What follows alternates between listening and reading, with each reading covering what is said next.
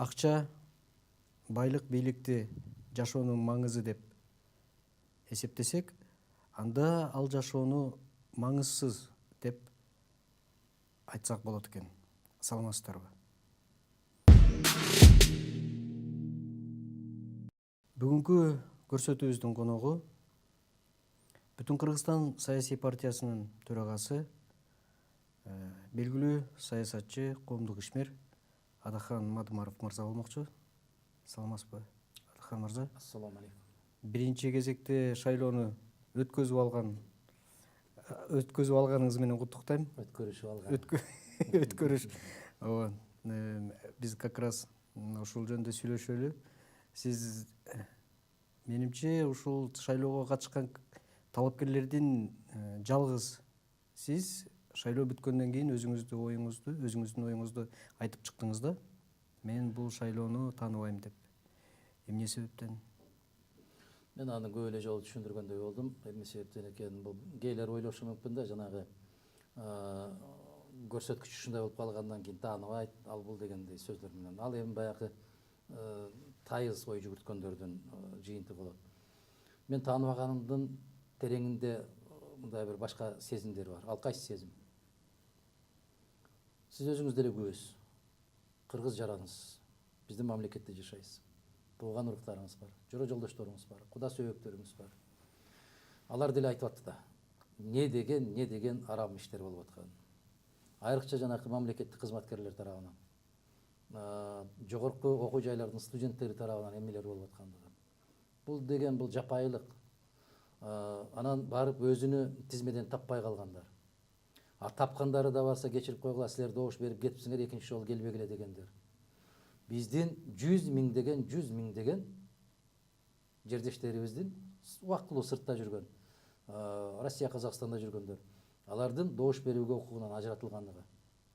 Бул деген жапайылык. Жарым миллиондон ашуун кыргыз жарандары сыртта иштеп жүрүп, сырттан Кыргыз Республикасына аябагандай көп акча, бир бюджет Кыргыз Республикасынын казынасына, Кыргыз Республикасынын казынасындагы бир жылга каралган акчадан көбүрөөк акча салып аткан биздин азаматтардын жөнөкөй эле адамдык укугу тебеленгендиги. Сыртта жүргөндөрүнө баарына бириктирип 18.500 кишиге уруксат бериптир. Анын дагы баары өтө алган жок. Андан дагы элеп сурап атты. Жээнбековке берем дегениңер киргиле, калганыңар кете бергиле дегендей. Момундай басмырлык, момундай бир карасанатайлык, момундай кара ниеттик биздин тарыхта болгон эмес да. Мен ушулардын баарын көрүп туруп, билип туруп, мына Москва шаарында не деген нөшөрлөгөн жамгыр жаап турса дагы, кыргыз жарандары турат тизилип, биз добуш берели деп, биздин конституциялык, адамдык, жарандык укугубуз деп. Мына ушуларды киргизбей аткандан кийин кантип ушул шайлоону тааныйм деп чыгасың? Алар нан сурап келген жок, алар акча сурап келген жок. Алар адамдык укугубузду пайдаланалы, Кыргыз мамлекетиндеги болуп аткан саясий иш-чарага кайдыгер болбойлу, өзүбүздүн пикирибизди билдирели деген гана ниет менен келишти. Бул карасанатайлар аларды да киргизген жок. Анан эгерде мен бөйпөңдөп эле кээ бир талапкерлердей болуп эртеси күнү туура эми жеңилгенди да билиш керек деп бөйпөңдөсөм, демек ошолорду алып келген ниетине карасанатайлык кылган болом. Мен алардын өз укугу үчүн болгон күрөшүнө кайдыгерлик жасаган болом. Мен азыркы арам бийлик менен кошулуп, аларды четке каккан болом. Макулсузбу? Эгерде мен тааныдым эле деп койсом. Ошондуктан менин тааныбаганымдан алар эч нерсеси өзгөрүп кетпейт. Мурутунун бир кылыгы ишайып койбойт. Бирок адамгерчилик деген касиеттен тайгандыгын гана айтып койдум мен. Инсандык касиеттен тайгандыгы, кыргыздык касиеттен тайгандыгы, мыйзамдык касиеттен тайгандыгы. Баш мыйзамы болгон Кыргыз Республикасынын конституциясын өздөрү кабыл алган. Өздөрүн тебелегендиги. Мындан кийин алар Кыргыз Республикасынын жарандарына мыйзамга ылайык иш кылгыла, мыйзамга каршы келет деген сөздү айтканга моралдык дагы, инсандык дагы, адамдык дагы укугу жок. Себеп биринчилерден болуп алар өздөрү тебелеп тепсеп көрсөтүп беришти. Ар бир кадамдын аркасында кандайдыр бир түшүнүктөр болуш керек. Менин бул кадамымдын аркасындагы түшүнүк өз колуң менен өзүң кабыл алган мыйзамды сен сыйлабагандан кийин сен башка бирөөнү сыйла деп айтууга кандай укугуң бар деген чоң суроону коюп койдум мен. Жооп беришсиң. Адахан мырза, биз быйыл абдан бир чоң өзгөрүү болот деген үмүттөр менен, тилектер менен келип отурдук да, жашап атканбыз. Жана кыргызда бир сөз бар, той болот, тойдун эртеси да болот деп. Мына шайлоо да өттү. Биз сиз экөөбүз шайлоого чейин да бир топ сүйлөшкөнбүз. Саясатчынын негизги артыкчылыгы бул коомдогу боло турган нерсени алдын ала сезүүсү, көрө билүүсү, эскертүүсү. Сиз биздин кыргыз саясатчыларынан эң тажрыйбалуу десек, мен жаңылышпайм да. Рахмат. Сиз көзүңүз жеткен болуш керек ушундай болоорун. Анан сиздин эң көп колдоочу электоратыңыздагы бул сыртта иштеп жүргөн кыз уландар, мигранттар экенин билсеңиз керек. Шайлоо ушундай болоорун билип туруп, сиз тажрыйбалуу саясатчы катары ошончо миңдеген элдин алдында жүргөн кол башчы деп коелук.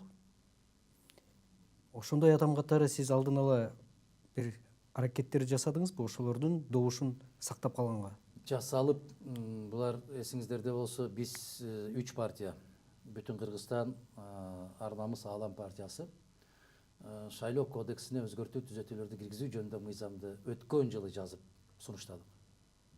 Элдик демилге катарында сунуштадык. Адилет министрлиги тарабынан дагы, Жогорку Кеңеш тарабынан дагы четке кагылды. Неге? Себеп ал мыйзам коркунучтуу. Буларга коркунучтуу. Неге? Себеп нукура ар бир кыргыз жаранынын жарандык укугун пайдаланууга толук түрдө мүмкүнчүлүктөр ачылат ал жерде. Америкада жүрөсүңбү, Аляскада жүрөсүңбү, Кытайда жүрөсүңбү, кандай айырмасы бар? Сен кыргыз жаранысың. Сен кыргыз жаранынын, кыргыз мамлекетинин парламенти, кыргыз мамлекетинин президенти шайланып атканда, сен кайда болсоң да укугуң бар сен пикириңди билдиргенге. Макулсузбу? Сен жарансың. Башка маселе, эгер жарандыгыңды таштап чыгып кеткен болсоң. Бизде убактылуу иштеп жүргөндөр алар жаран. Калды, кыргыз жаран алар. Мына ошолордун адамдык конституциялык укугу аябай катуу тебеленди. Мен ушуну билип туруп, чыкпай койгонду айтмакта, кана эгерде ошолорго күйгөн болсо чыкмак деген сөз болмок. Мен чыкпай койсом, бул дагы мокоду. Бул дагы тажады. Мен ушул чыгуумдун бирден бир себеби, мына Бишкектеги жарандык активисттер келип чыгышыңыз керек деп аябай катуу талап койгон, ал боюнча кабарыңыз бар. Мен моундай бузулган коомго, моундай напси тыя албай калган элге жетекчи болууну каалабайм деп ачык билдирген. Бирок элдин баары андай эмес, элдин арасында тазалары бар деп милдеттүү түрдө мени чыгарган ошол жарандык активисттер. Мен аларга терең ыраазычылык билдирем. Чындыгында алар дагы бир жолу далилдеди. Кыргыз коомунун бүт баары эле баягы напсинин аркасынан, ашказанын аркасынан кулап кеткен эмес. Чыныгын нукура азамат жигиттерибиз, кыздарыбыз толтур экендигин мына кечеки шайлоо көрсөттү. Көрсөткөндө дагы кандай болду, Руслан мырза? Мен түбөлүк көтөрүп жүрүүчү аябагандай оор жүктү дагы бир жолу мойнума илишти. Бул эмне деген оор жүк? Элдик президент деген наган беришти. Элдик президент. Сиз акча менен сатып алган жоксуз. Сиз бийлик, байлык менен коркутуу жолу менен алган жоксуз ошол добуштардын баарын. Эгерде бизде чындап келгенде жана уурдалгандан калгандары 110 миңден ашуун эл ишеним артып отурган болсо, сиз нукура элдик президентсиз деп. Мен ошон үчүн кече айттым, менин алган ар бир добушум миңдеген добуштардан кымбат турат. Себеп алар жүрөк менен берилди. Акчанын кызыкчылыгы үчүн берилген жок. Ашказанын кызыкчылыгы үчүн берилген жок. Алар чыныгы жүрөк менен берилди. Аларды коркутту, үркүттү, жумуштан айдайм деди. Бардыгына макул болуп отуруп берилди. Мындай добуштун баасы жок. Жараткан Алла Таала да айтып атпайбы? Жер бетинде бир киши келме келтирбей калганга чейин кыямат кайым болбойт деп. Акыр заман болордо бир да бир киши келме келтире албай калат экен да. Кудай ошондон сактасын. Мен мындай деп айтам. Эгерде ушул Кыргыз Республикасы, кыргыз жарандарынын арасында бир 2-3 киши калмайынча, Адахан Мадумаров бизге керек демейинче, саясаттан кетүү мага мүмкүн эмес болуп калды азыр. Ошол сыяктуу биз күрөштү улантабыз. Туура айттыңыз. Ушундай болоорун мындан бир канча мезгил башта сиз экөөбүз сүйлөшкөндө дагы айтканбыз. Кыргызстанда мыйзамдуу конституциялык жол менен бийлик алмашуу болбойт деп кесе айткан. Бирок болбойт деп туруп колду куушуруп күрөштөн качып туруп алганда бул наадандык болуп калат. Үмүтсүздүк болуп калат. Демек мен бир аз артка чегинейин да. Сиз 2010 жылкы президенттик шайлоодо, 11 жылкы президенттик шайлоодо азыркы убактысы бүткөн президенттен кийинки орунда болгонсуз. Бул азыр көп айтып жүрөт, эгерде Адахан Кимсанбаевич эгер ошол убактагы мүмкүнчүлүгүн пайдаланганда президент болуп калганга да толук мүмкүн эле дегенчи. Кандайча мүмкүнчүлүк? Ошол экинчи 290 миңден ашык элдин добушун алган. Андан кийин парламенттик шайлоого катыштыңыз өзүңүздүн саясий партияңыз менен. Ал шайлоодо дагы жаман эмес көрсөткүчтөр менен парламентке бир кадам жакын барып, жарым эмес, бир кадам да эмес, билесизби? 0,4. Менимче парламент деле болчусуздар. Парламенттин Ошол босогосуна эле кирип, бирок сиздер чыгарып салды. Себеби Ата Мекенден көбүрөөк добуш алып, сиздердин ордуңуздарга Ата Мекен партиясы кирип олтурган. Анан мына акыркы президенттик шайлоо. Мен ойлогом, Адахан мырза чарчады болуш керек. Анан азыр өзүңүз айтып отурасыз, чын-чынында күрөш, сиздин бир сөзүңүздү угуп калдым, күрөш болгон жокуш, назначение болду. Дайындоо. Азыркы өткөн кандидат. Ал эми чыныгы күрөш бул байлык менен менин ортомдо болду. Бул туура менимче. Сиз элдик президент болдуңуз дейлик. Эми эмне кыласыз? Мен шайлоонун жыйынтыгын жарыялар замат айтпадымбы? Бул күрөш бүттү, кийинки күрөш башталды. Бул күрөш башталат. Себеп ушундай бир болуп турган арамдыкты көзүң менен көрүп туруп, кулагың менен угуп туруп, ошо кайдыгер болуп койгон болсоң, мен 9 класстагы жазган бир керемет сөзүм эсиме келет да. Максатсыз жашаган адам агып бараткан дөңгөчкө өтөт деп. Дөңгөч агып баратат, ага берет. Кайда агат? Бүгүн бул жака агат. Эртең бир жерден тосуп таш чыгып калган болсо, ал айланып өтүп, дагы мындай кылып ага берет. Ал кете берет, суунун агымы менен кетет. Бул күрөш уланат. Бул күрөш токтобойт.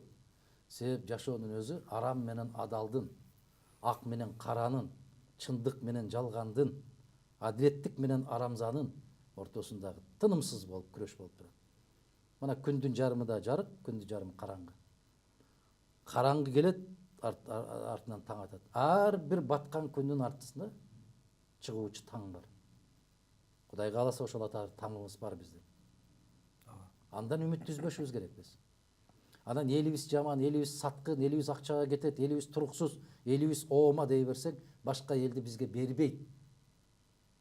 Биз ушул эл менен жашаганга мажбур, милдеттүүбүз. Ушул элдин көкрөгүн кандай кылып тазалайбыз? Анын көзүн кандай кылып ачабыз? Анын ой толгоолорун кандай кылып байытабыз? Кантип бир керемет жакшы жактарга бурабыз?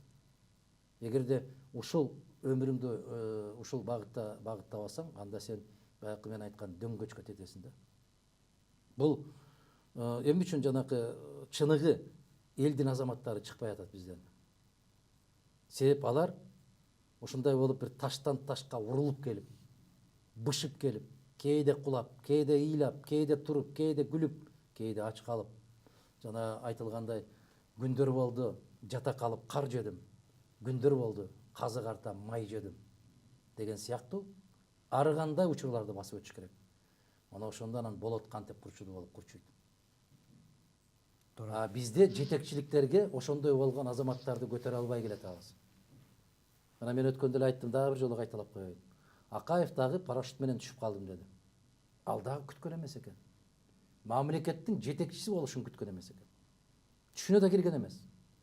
Андан кийин Курманбек Салиевич айтты, мен чай ичип отурсам, балдар келип көтөрүп отургузуп кетти деп. Демек, ал дагы аракет кылган эмес экен. Андан кийин апчем айтты, жигиттердин баары келише албай, жалгыз аял экенсиз деп мени отургузуп койду деп. Бул да болду. Андан кийин апчем азыркы жигитти отургузуп кетти. Азыркы жигит өзүнүн досун отургузуп кетип атат. Мындайча айтканда, жалаң күн карамалар келишкенин кесепетинен Борбордук Азияда мамлекет катары, улут катары кадырыбыз кетип баратат.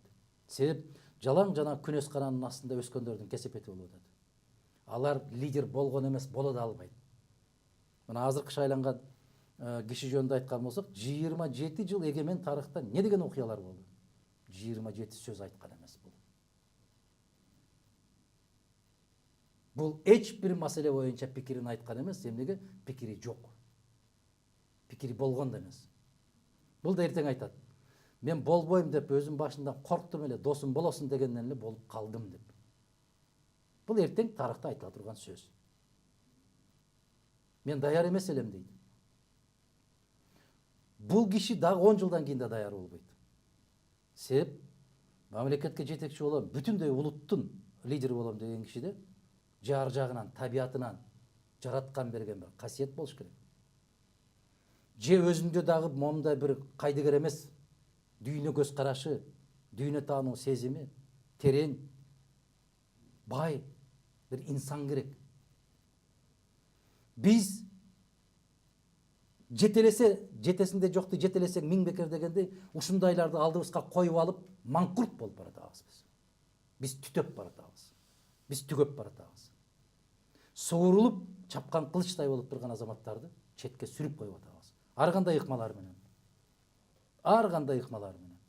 Элге дагы ошол жанакы суурулуп чагылгандай болгон чагылган азаматтар көпчүлүк учурда жакпай калып атат. Неге? Элин кара курсагын ойлоп турат. Келечегиңди ойлобой калды. Башка улуттар менен атааңдаштык деген сезимибизди жоготуп атабыз биз. Биздин жаштар, биздин жигиттер, биздин саясатчылар кошуна мамлекеттердин саясатчылары менен атааңдаша албайт. Неге? Себеп алар табигый жол менен өсүп келген жок. Бир жерде олтурду, көлөкө жерде көтөрүп келди дагы олтургузуп койду. Алардын аң сезими эч качан көтөрүлбөйт дагы, өспөйт дагы. Себеп сиз айылдык жигитсиз, билесиз.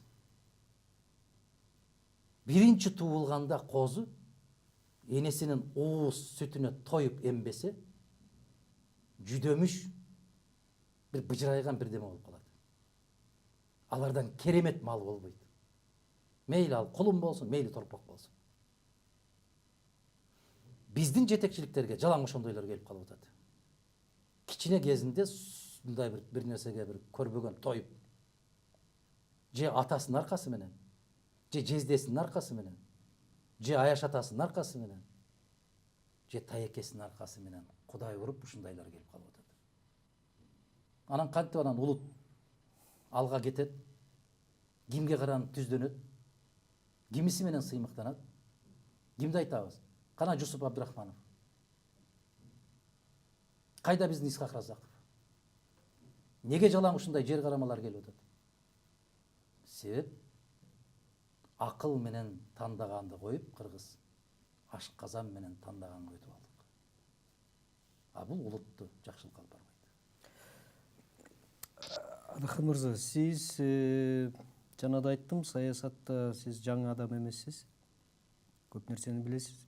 Жөнөкөй адамдар көп түшүнө бербеген, саясий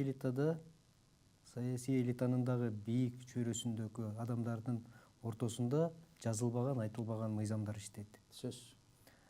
Ошол эле өлкөнү башкаруу вазифасы, эгер мындай карап турган адамга алмак салмак келме кезек менен болуп аткандай да. Бир түндүктөн, бир түштүктөн. Биз менимче түндүк түштүк деген маселени биз коркпошубуз керек. Бул географиялык факт. Бирибиз түштүктө, бир эң чоң регион, бир региону түндүктө. Кыргызстандын бул жайгашкан шарты ошондой. Эгерде Акаевден бери алсак, ага чейин түндүктөн, андан кийин түштүктөн, азыркыга келебиз да. Азыр эми түштүктөн. Эмне үчүн бул киши? жетелемелерди жакшы көрүшөт да көбү. Өзүнүн пикири болбосо, айткандан чыкпаса, ыңгайлуу болсо, ошондойлорду тандап алат да. Тандалып алынат негизи.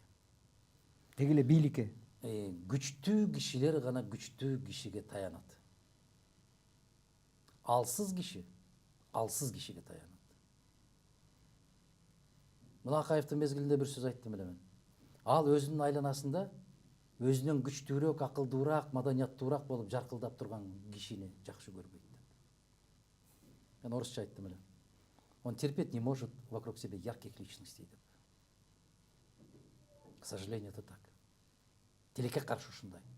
Же кыргыздын эле төл сөзүбүз менен айтып келгенде, ит күлүгөн түлкү сүйбөйт. Ооба. Мына жоргодон жорго чыкса, жоргонун 4 туягы тыбырайт дейт. Биздин жетекчилердин кайгысы ушунда. Жалаң жанакындай болгон бир күрөң көрүнбөгөн, бир мындай бир байкалбаган, оозуна талкан салган, анан көз карама, кол карама. Ошто ушундай бир жакшы сөз бар, натабан деп коет. Колунан эч балекет келбеген кишилерди ээрчитип алып, ошолордун арасында жаркылдап жүргөндү жакшы көрүшөт. Өзүнөн күчтүүрөөк, акылдуураак, дүйнө таанымы тереңирээк болгон кишилерди көп жактырбайт. Мына ошонун кесепети ушундай болуп атат. Эгерде күчтүү киши келген болсо, кеп анда эмес. Оштонбу, чүйдөнбү, көлдөнбү, баткенденби, кеп анда эмес. Кеп киши өзүнө жараша кишилерди тандайт. Бекеринен айтпайт да. Досуңдун ким экенин айтсаң, мен ким экениңди айтып берем деп. Ошон үчүн бул жигит айтпадыбы? Мен тиги кишинин көчүн улантам деп. Ал эмне болгон көч? Кайда бараткан көч? Менимче, Руслан мырза, мына соңку эл аралык окуялар атайын жасалып аткандай. Айрыкча Казакстан менен. Атайын жасалып аткандай. Бул кыргызга кара санатайлык. Кыргыздын чапанын кийип, кыргызга күйгөн болуп, кыргыз үчүн деп жүргөн болуп, кыргыздын тамырына балта чаап аткан саясат ушул. Бул атайын жасалып атат. Тилекке каршы бир читеметтин кулуна айланган элим аны түшүнбөй атат. 500 сомдун кулуна айланган калкым аны түшүнбөй атат тилекке каршы. Бул кайгылуу окуя. Бул өтө кайгылуу. Мына эми эң жакын деген жараткандан башка эч ким бөлө албаган, ажырата албаган эки элдин ортосуна бүлүк салып олтургандык бул кыргызга жасалган нукура кара санатайлык. Бүгүн мен жалгыз айтып атам муну. Мүмкүн эртең тарых далилденгенде баатырлар көбөйүп чыгат, адатта ушундай бизде. Бүгүн бир академигин, бир акынын, бир жазуучунун, бир башка бир сөз айта албай жатат. Төштөрүнү карасаң орденге толтуруп алган. Манас орденине толтурган азаматтары бар. Кыргыз эл баатырлары бар. Кыргыз эл акындары бар. Не деген гана жаман сөздөр айтылып атат. Бир ооз айта албай атат алар. Ушинтип жашаган жашоонун курусу. Кандай дейсиз? Туура. Сиз жакшы билесиз, убагында Муса пайгамбар еврей элин тазалаш үчүн артынан 40 жыл көчүн ээрчиткен экен. Чөл кезген. Биз 2050-жылы абдан жакшы жашайбыз деген сөздөр бар. Дени соо киши муну айтпайт. Дени соо киши эч качан Алладан артык сүйлөй албайт. 2050-жылы жакшы жашайсыңбы? Же 2025-жылы жакшы жашайсыңбы? Ал өзүңдүн аракетиңе жараша болот. Биринчиден. Экинчиден, эч качан унутпаш керек, насип кылып буйурса. 2050-жылга чейин жомокту жазып коюп кете берсе болот, себеп анда жооп бере турган киши калбайт. Кимден сурап алат? Бул деген нукура көз боемоочулуктун жеткен чеги ушул. Сен 2050-нү коюп туруп, 2018-де айтчы, эмне болуп атат? деген суроону берсеңиз чалкасынан кетет. Себеп билбейт, түшүнбөйт. Мына бүгүн эми аябай чоң эрдик жасагандай болуп, Кыргыз Республикасы менен Казакстан Республикасынын ортосундагы жанакы фитосанитардык постторду курууга делген каралган $100 миллион келишимден чыгабыз деп. Керек эмес деп тезеге. Керек эмес деп. Эми бул Кудайга тооба келтирип айтыш керек да. Айланайын. Бул сенин чөнтөгүңдөн келип аткан маселе эмес. Бул сенин корооңдагы өскөн бак шактын түшүмү эмес. Бүтүндөй кыргыз журтчулугунун 65% элибиздин жашаган жашоосуна түздөн түз тиешеси бар маселе. Эгер таарынсаң өзүң таарындагы үйдөн чыкпай жатып ал. Мамлекеттин кандай тиешеси бар? Жер тырмалап үй бүлө багып аткан дыйкандардын кандай тиешеси бар? Өмүр бою малдын аркасынан жүрүп, малдын аркасынан оокат кылып аткан малчылардын кандай күнөөсү бар? Сен ошолорду ойлодуңбу? Сен ошолор жөнүндө кыйналдыңбы? Алар кайда барат? Сүт кайда кетет? Эт кайда кетет? Бул баягы эле мен айткан сөз, эң каттуу айтылган сөз ушул болсо керек, андан артык айта албайм. Карасан атайлык. Бул оор сөз, оор мүнөздөмө. Айрыкча элге карата. Элиңе, өз элиңе карата мынчалык карасан атайлык болбош керек. Анан аны жоктон тапкандай кылып жогорку кеңеш карай салат экен. Бир ай иштебей олтуруп айлык алып аткан депутаттардын кантип курсагынан ошол кекиртегинен өтүп атат? Бир ай иштеген жок. 2 ай дем алып келип, 5 күн туруп кайрадан кетишти. Кантип тамагынан өтүп атат ошол алган айлыгы? Бул чоң маселе. Ким уруксат берди аларды иштебей койгонго? Ким чечим кабыл алды анда иштебе деп? Кайсыл эмгек кодексинде бар экен ошондой? Эмне үчүн алар мыйзамды тебелешти? Эмне үчүн мугалим 1 саат сабакка кечигип келген болсо, жумушка кечигип келсе сөгүш алат? Эмне үчүн булар 1 ай иштебей койсо, эч кандай сөз жок? Неге? Баленин баары ошондон башталып атат. Неге силерге болот дагы, а бизге болбойт? Сиз билесизби? Эгерде атасы тамекини буркурата тартып, ачык суудан буркуратып жутуп, үйүнө келип отуруп алып, балдарына акыл айтып отурган. Эй, тамеки тартпа. Эй, аракка жакындаба. Өз араң бутунда турат. Бул кандай сабак болот?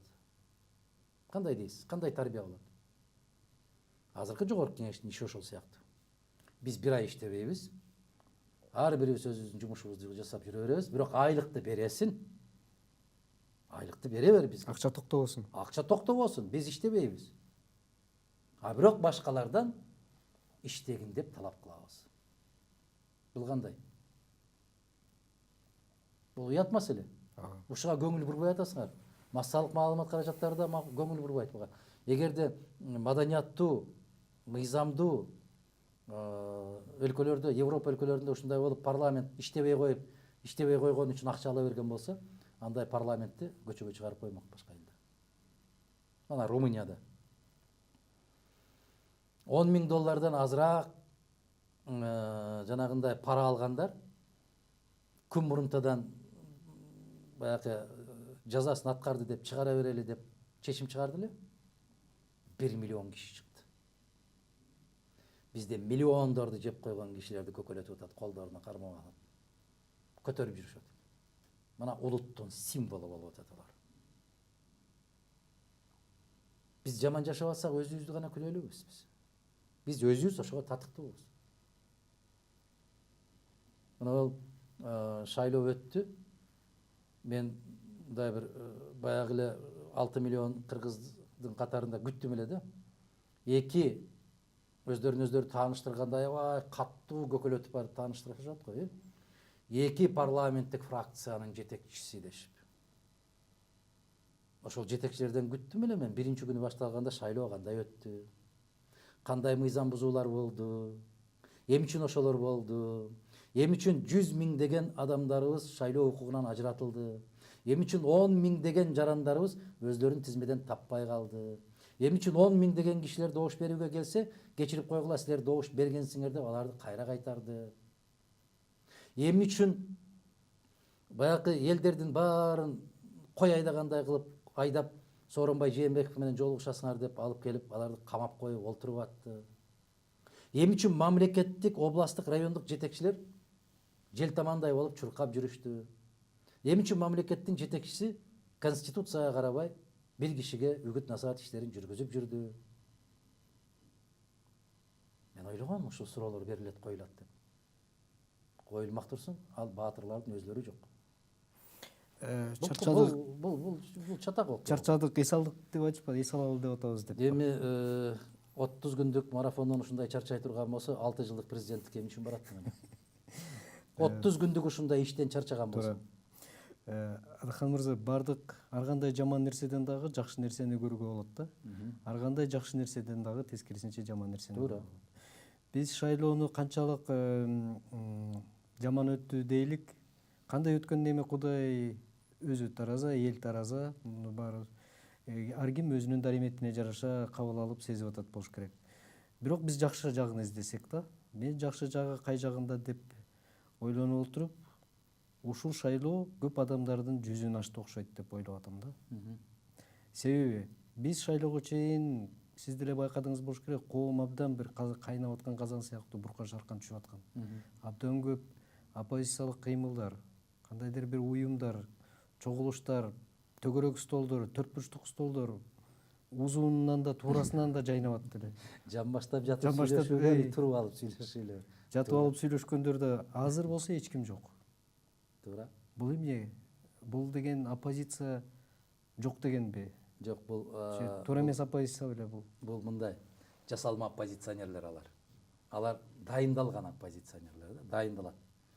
Мен башынан эле айтып келатпаймынбы, Руслан мырза? Дайындалган оппозиция, себеп бир өкмөттү кетирип башка өкмөттү сунуштаса, дайындалган оппозиционерлер биринчи болуп колдоп чыгып атпайбы?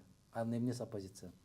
Шайлоо жүрүп атканда оппозициялык маанайдагы талапкер деп, негизги талапкер деп көрсөтүп атты. Кайдагы оппозиция? Эмне болгон оппозиция? Эмне болгон үчүн оппозиция? Айткылачы. Алар дайындайт.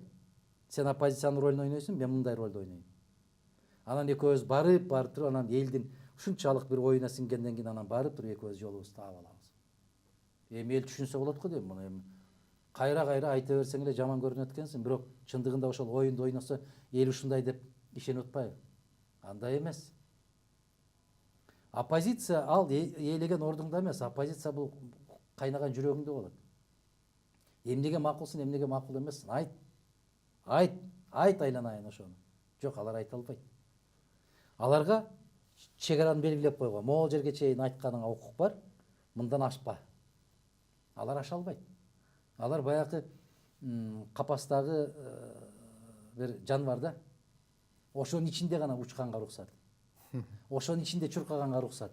Андан чыкпа. Эгер эстүү болуп ошонун ичинен чыкпай турган болсоң, кийинкиде мүмкүн сен баягы мүмкүнчүлүгүң бир аз чоңойот. Баягы сенин капасыңды бир аз кеңейтип берем. Анан кененирээк жерден оттойсуң. Же жемжейсиң. Же бир аз үстүнө 10 сантиметр кошуп берем, 10 сантиметр бийигирээктен учаласың. Деген сыяктуу бул оюн. Бул көз боемоочулук, бул саясат эмес, бул соодагерчилик. Анан бир нерсе болсо эле саясатчылар эмес. Чыныгы саясатчы өзүңүз билесиз. Чыныгы саясатчылар алар өзлөрүнүн принциптерин мындай тез өзгөртүшпөйт. Саясатчылар бир жолу кармалды, ошол бойдон карманып кетет. Мына Махатма Ганди не деген кыйындыктардын баарын башынан өткөргөн кезде дагы, эчен күн ачка калганда дагы, эчен күн ооруп жатканда дагы өзүнүн тутунган позициясынан кылдай кыйшайган жок. Ана саясатчы. Же болбосо мына кыргыздар соңку кездерде биз жакшы мисал келтиргенди жакшы көрөбүз, Ли Куан Ю. Өзүнүн не деген досторунан ажырады? Не деген жакын кишилерден ажырады? Не үчүн ажырады? Мамлекеттин кызыкчылыгы үчүн. Же Мухиндир Махаматты караңыз. Дээрлик туугандардын баарынан ажырап калды. Неге? Адилеттүү бийликти орнотом деп. адилеттүү мамлекеттик системаны курамды. Ажырады. Убактылуу ажырады. Түшүнбөдү. Аябагандай каттуу жүрөктүн ушундай бир кыйноолорунда калды. Бирок бир канча жыл өткөндөн кийин акыры түшүнүштү го. Жасаган иши туура экен го. Биздикилер тилекке каршы андай даражада жете де албайт. Неге? Сабатсыз. Сабат жетишпейт. Тилекке каршы 4 китеп окуган киши жок бүгүнкү күндө. Бирок 4 камогу бар.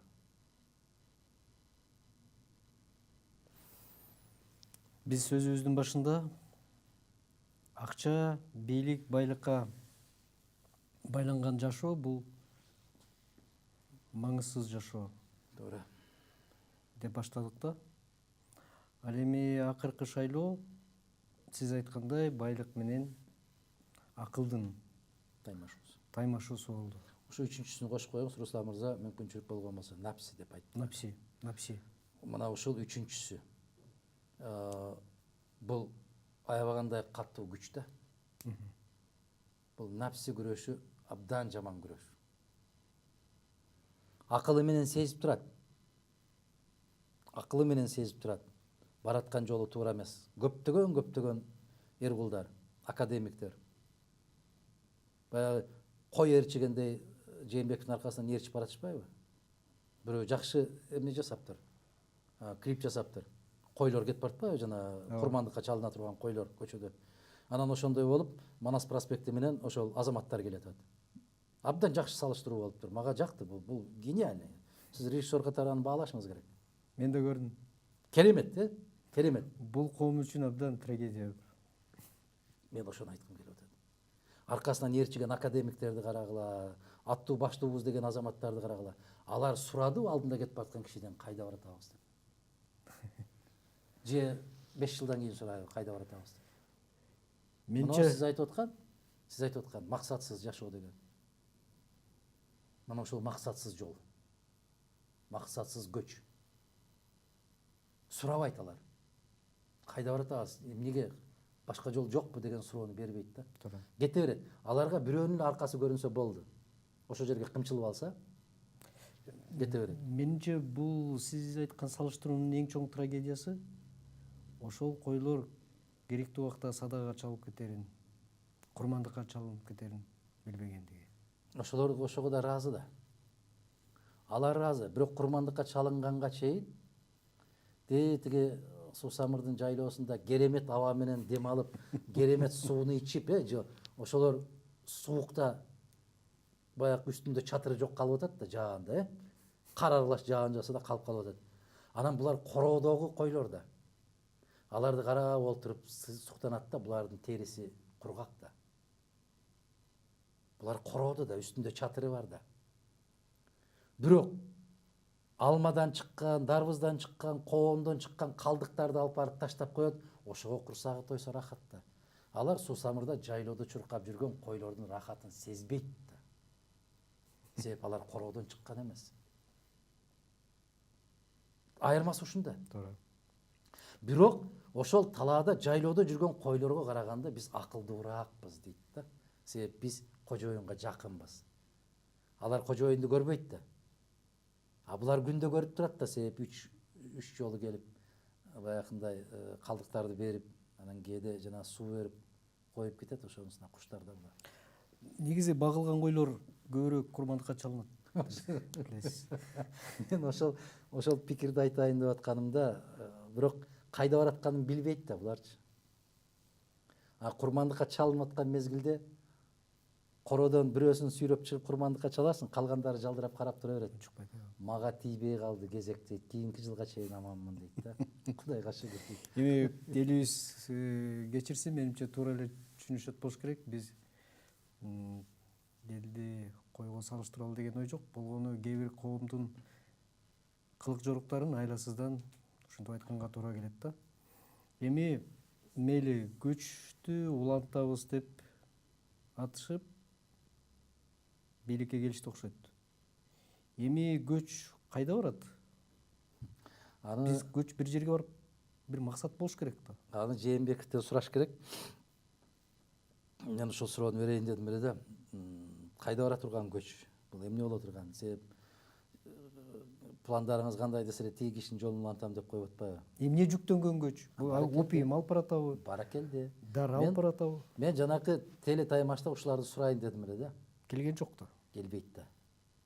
Келбейт.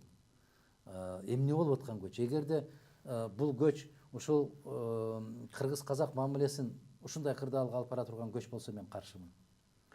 Бул көч могул Россия мамлекетинде сыртта жүргөн биздин жарандардын укугун тебелеп тепсей турган көч болсо мен каршымын. Бул көч Кыргыз Республикасында мыйзамдуу түрдө өзүңдүн укугуңду коргой албай, акча менен гана коргой турган көч болсо мен каршымын. Бул көч чоң энеңдин саан уyu бар экен, чоң атаңдын тээп жүргөн машинасы бар экен деп жаш балдардын оозунан рызкысын жулуп алып, жөлөк пулду токтотуп кое турган көч болсо мен каршымын. Бул көч 100 миңдеген балдар эненин, атанын мээримин көрбөй, чоң энесин, чоң атасын, тайатасын, тайнесинин колунда калып, ата энеси сыртка кетип барып иштеп ошолорго нан табууга муктаж болсо, мен бул көчкө каршымын.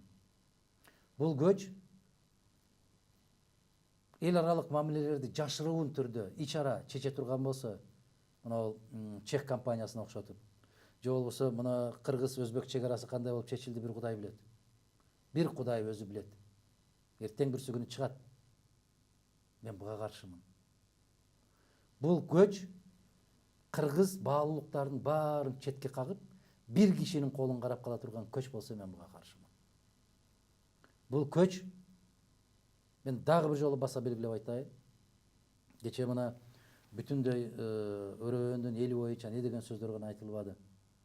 Бир эл акынын, бир эл артисттин, бир эл жазуучунун чыга албай койду. Бул көч ошолордун оозун жабуу көчү болсо мен каршымын. Чыга калчу эмес белең?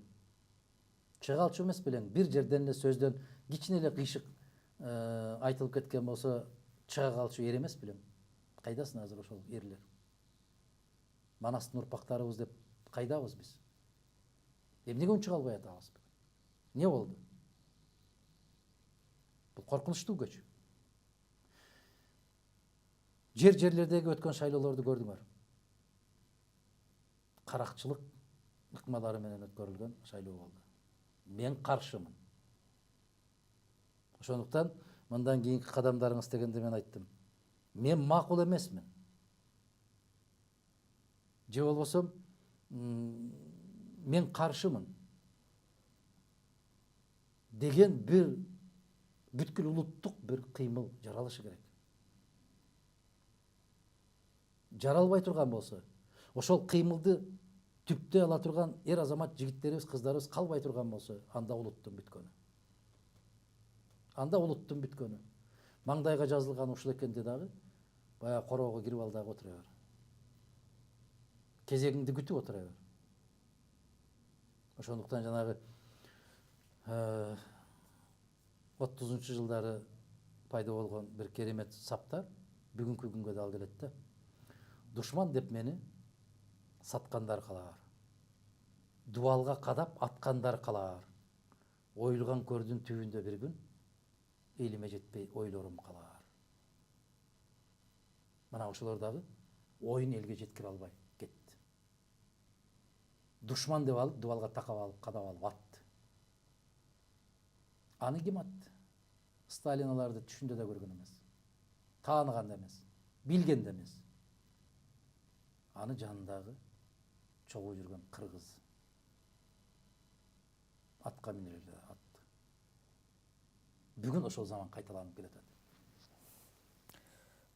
Атахан мырза, сиз мен билгенден абдан мындай дин жолуна түшкөн, такыба мындай мусулман катары билем да, 5 маал намаз окуган, напсисин тыя алган. Эгерде биз коом чындыгында эле Кыргызстан 95% ислам ишениминде жашайт деген болсок, биздин жашоо бир аз башкачараак болмок. Туура. Эл арасында ар кандай сөздөр айтылат. Ошолордун бири Адахан мырзага оомат келген болчу, эми оомат келбейт деп айтылган сөздөр бар. Анан президентке каршы сүйлөбөш керек. Себеби бул Кудайдын сүйгөн адамы деген дагы сөздөр бар. Бул канчалык деңгээлде туура да? Сиз динде жөн эле жүргөн мусулман эмес болушуңуз керек. Сиз билимдүү адам болгон үчүн эмнеге баратканыңызды, эмнеде жүргөнүңүздү менимче жакшылап талдадыңыз болуш керек. Бул чын эле ушундайбы? Биринчиден, ооматтын келгендиги, ооматтын кеткендигин аны жараткандан башка эч ким билбейт. Себеп көз ирмелгенче эмне болушуну жараткандан башка эч ким билбейт. Баягы көз ачыктык кылып, ар кандай акылдуусунуп, мындай деп, андай деп серепчилик кылып айта бериши мүмкүн. Бирок түпкүлүгүн эч ким билбейт. Бул бир жагы. Экинчиден, президентке каршы сүйлөбөш керек, себеп ал Алланын сүйгөн пендеси дегенде ал кандай учурда болот? Падыша Алланын жердеги көлөкөсү деп айтылат. Падыша деген сөз менен, жетекчи деген сөз менен, президент деген сөздүн ортосундагы айырма аябай чоң. Бул кандай жол менен? Падыша деген нукура элдин каалоосу менен келе турган. Биздеки президент Корейдин кара жашыгы менен келе турган киши. Айырма өтө чоң. Ишенбесеңиз, Кудайга шүгүр, аябай техника өнүккөн мезгил. Instagram, WhatsApp, Facebook'тардан карагыла. Кыргыз эли бул шайлоону кандай кабыл алып атат? Шайланган кишиге нелерди гана айтпай атат? Кайгы менен кабыл алды. Өтө чоң кайгы биринчиден, экинчиден баягы 340 000 форма 2.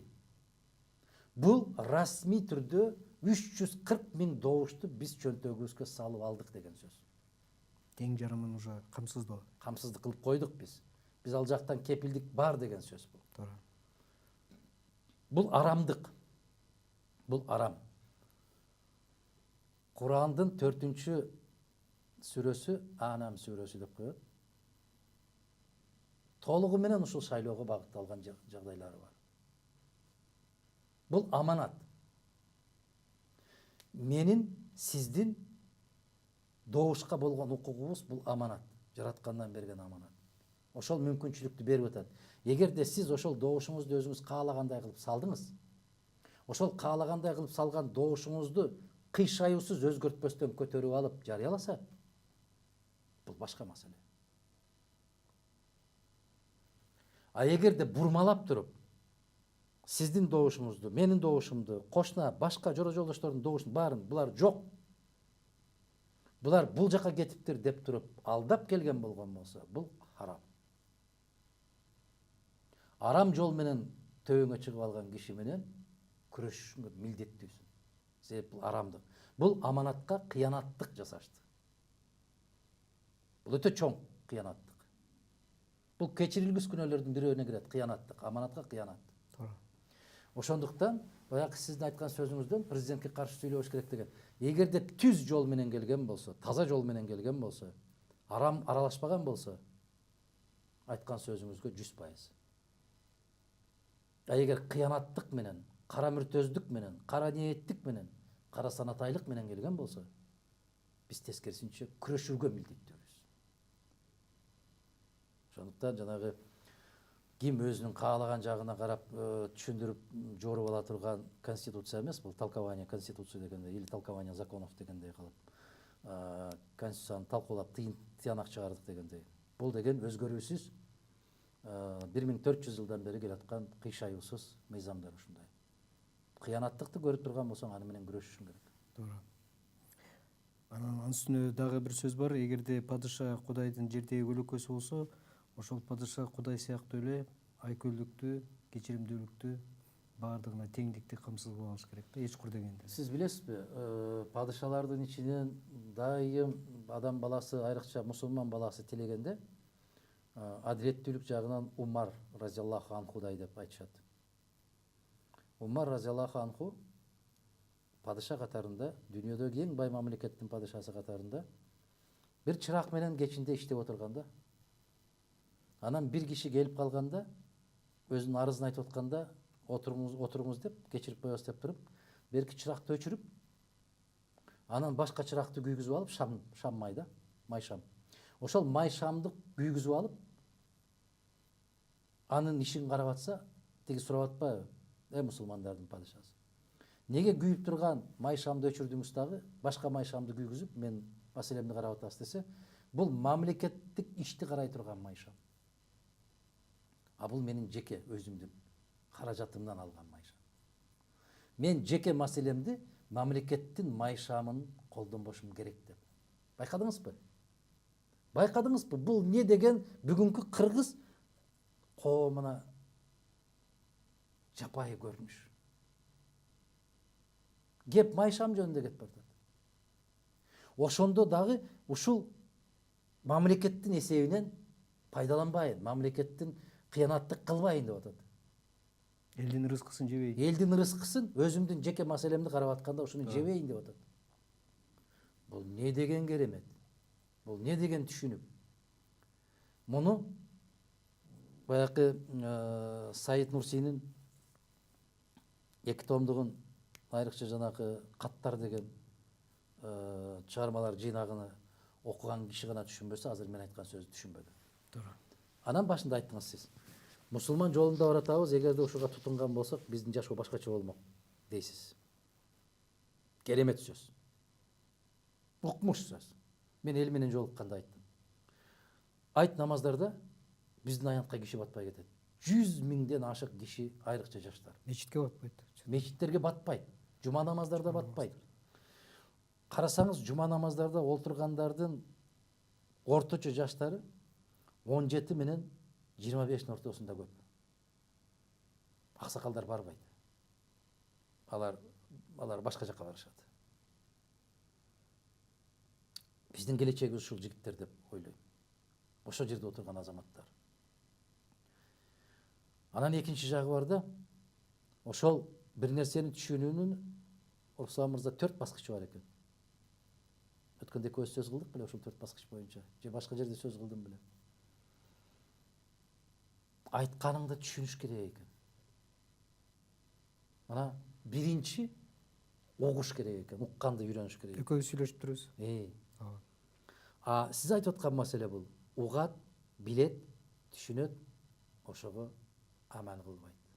Жыйынтык чыгара албайт. Ошону карманбайт, ошону тутунбайт. Бул баягы соттор мыйзамды жакшы билет, бирок жыйынтык чыгарганда башкача тескери чыгарат. Ушул сыяктуу эле. Өзүнө колдоно албайт. Өзүнө колдонбойт. Ошол сыяктуу эгерде биз бирөөгө каршы сүйлөбө, бирөөнүн көңүлүн оорутпа.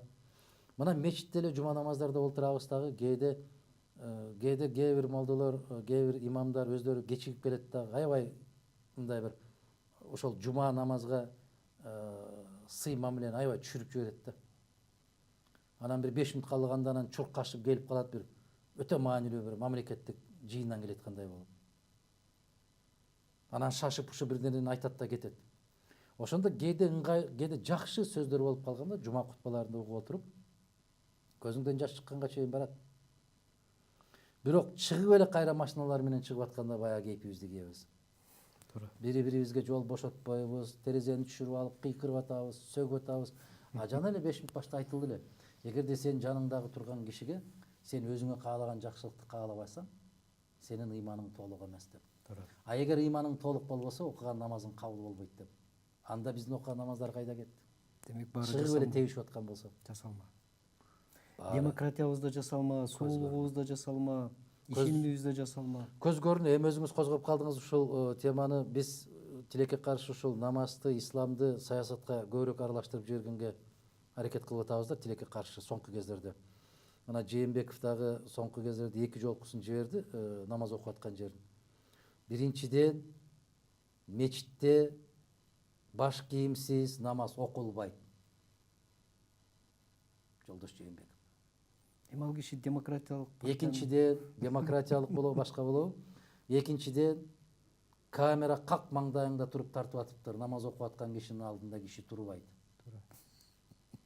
Үчүнчүдөн, салам айтканда көзүң желкеңден ары карай ашпаш керек.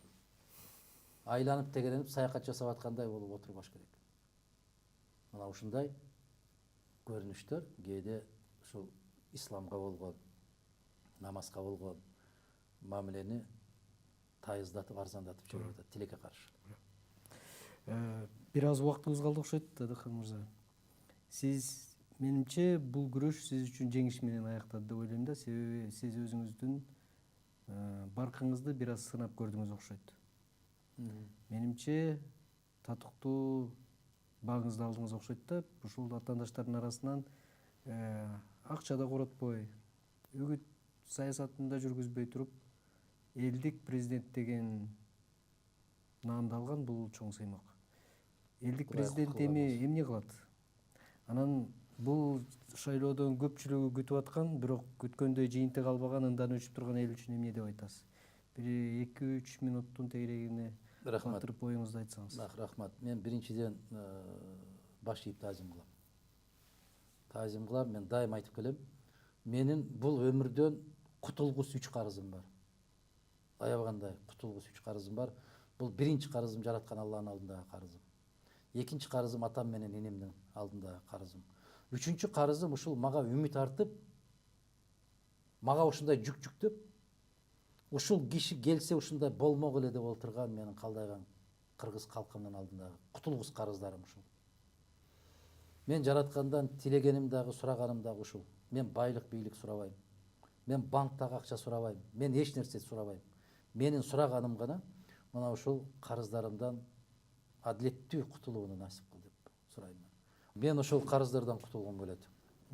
Эмне жумуш кылат дегенде, баягы элдин үмүтүн өчүрбөгөнгө аракетимди жумшайм. Акыркы демим чыкканча элдин үмүтүн өчүрбөгөнгө. Баары бир эртеби кечпи бул баткан күндүн ата бар, таңы бар. Бир эшик жабылган болсо, Кудай буйрса 10 эшик ачылат. Бир күрөш бүттү. Бул арам күрөш болобу, башка күрөш болобу, бүттү. Экинчи күрөш бар. Адам акыркы деми чыкканга чейин шайтан менен күрөшөт. Биз дагы ошол нафси менен күрөшөбүз. Биз дагы ошол арамдык менен күрөшөбүз.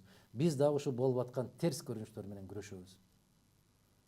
Мына ошол акыркы демим чыкканча болгон күрөшүм мен өзүмдүн пикиримде баягы элдин мага арткан жүгүн актоого болгон күрөш деп эсептейм мен. Баары бир бирөөдөн үмүт кылат. Ошол үмүтүнүн акталышына бар күчүмдү сарптайм. Жана сиз туура айттыңыз, дагы бир жолу аябагандай чоң жүктү илип салды ушундай деп, элдик президент дегенден кийин мен элдик президент кандай болушу керек экендигини көрсөтүүгө милдеттүү болуп калдым.